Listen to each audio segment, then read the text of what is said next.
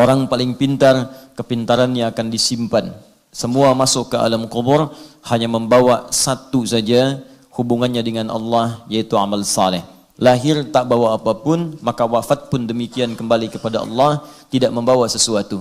Hanya perbedaan lahir dengan wafat, bedanya dua. Ya, yang pertama, datang saat lahir tak membawa apapun, pulang kita membawa amal saleh.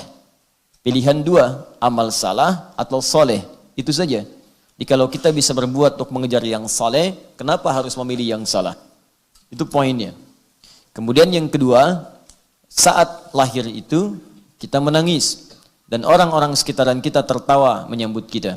Kita ditertawakan saat kita menangis. Anda bayangkan, kita lahir menangis, orang sekitaran kita tertawa. Maka saat kita pulang nanti, mesti ada beda antara lahir dengan wafat.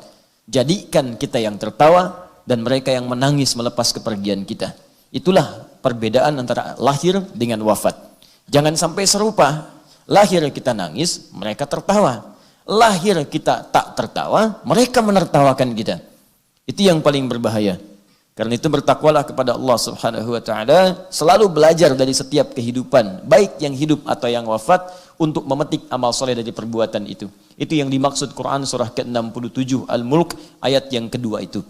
Itu yang dibacakan oleh kita setiap akan tidur, supaya dengan manfaat ayat-ayat itu kita pelajari di dunia, membawa cahaya saat kita kembali ke alam akhirat melalui alam kubur kita. Huwallazi khalaqal mauta wal haya liyabluwakum ayyukum ahsanu amala. Dialah Allah yang telah menciptakan kematian dan kehidupan untuk menguji yang hidup itu, siapa yang bisa belajar dari peristiwa kehidupan dan kematian untuk meningkatkan amal solehnya.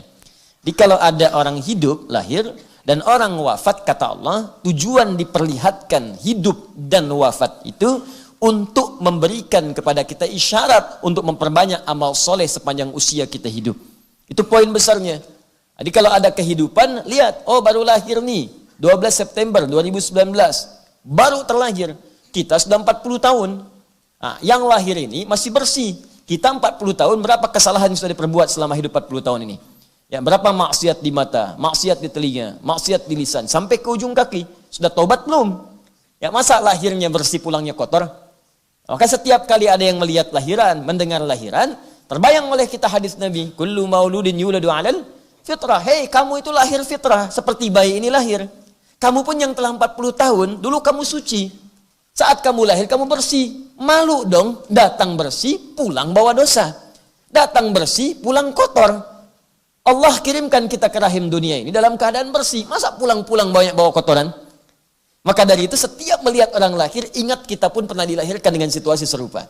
Ingat kita pun pernah dalam nilai yang sama, yaitu putih, bersih, tanpa noda. Jangan sampai pulang dalam keadaan maksiat. Karena itu setiap mendengar kelahiran, syukurnya dibuktikan dengan bentuk taubat kepada Allah Subhanahu wa taala untuk memperbaiki diri. Itu poinnya. Yang kedua, diperlihatkan orang wafat, diperlihatkan, diperdengarkan, ya, tampak kemudian dalam berita, di media sosialnya, ya, dalam elektroniknya, terlihat, terdengar, nampak. Apa hikmah semuanya itu? Liyabluwakum ayyukum ahsanu amala. Lihat siapa yang wafat. Ketika dia meninggalkan banyak karya, banyak amal-amal kebaikan, maka pantulkan itu ke dalam kehidupan kita. Kalau saya pulang nanti bagaimana? Itu poinnya. Beliau ini pulang, yang ngantarkan banyak. Yang nangisi banyak. Nangis dalam arti kemudian merindukan amal solehnya. Yang nangis banyak. Yang ngantarkan banyak. Yang nyolatkan banyak. Yang jenguk banyak. Besok kita pulang, serupa enggak dengan kita? Maka ketika yang demikian sudah kembali kepada Allah, tersisa kita, maka manfaatkan sisa hidup kita itu untuk mengumpulkan amal soleh, sehingga mendapatkan kemuliaan yang serupa dengan orang-orang yang telah mendahului kita. Itu poinnya. Itu yang dimaksud Quran surah kedua, Quran surah ke-67, ayat yang kedua. Dan di sini menarik teman-teman sekalian, saya tanya pada anda semua, kita ini saat ada di muka bumi, wafat dulu baru hidup, atau hidup dulu baru wafat? Wafat dulu baru hidup. Di antum kemarin wafat, sekarang hidup. Normalnya hidup dulu baru wafat. Gak ada orang wafat dulu baru hidup. Gentayangan namanya. Bang. Siapa? Saya bang. Sate 200 tusuk. Sudah, nggak ada. Orang hidup dulu baru wafat, nggak ada wafat baru hidup. Ya, tapi pertanyaannya, kenapa di ayat ini kematian didahulukan dibandingkan kehidupan?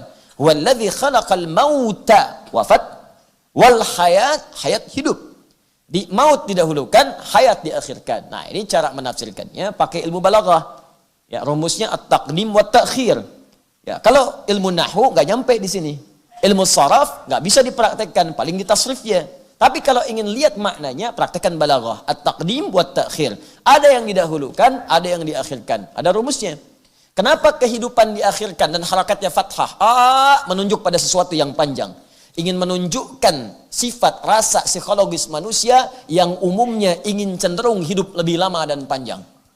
Hampir jarang ditemukan ada manusia ingin meninggal cepat-cepat. Mau meninggal besok? Tuh. Belum tentu. Ada yang saya tanya dulu pernah, mau meninggal besok? Siap Ustaz, asal masuk surga. Tapi nggak ada jaminan. Dan kenapa maut didahulukan dibandingkan dengan hayat kehidupan? Maut didahulukan untuk memberikan penekanan kepada kita. Jangan-jangan kita merasa hidup masih panjang, ternyata maut datang lebih cepat dari apa yang kita duga. Makanya selalu berpikir, kalau Anda terpikir berbuat maksiat, bayangkan wafat seketika. Dan jangan pernah mengukur orang. Kematian itu nggak bisa diukur. Beda ukurannya. Ukurannya ketetapan Allah Subhanahu wa taala, bukan kehendak kita. Ustaz tuh usianya kayaknya udah mendekati bau tanah tuh, ya. Nah, dia bau tanah, ente bau kuburan, ya. Kita nggak tahu siapa yang duluan. Ya, paham ya?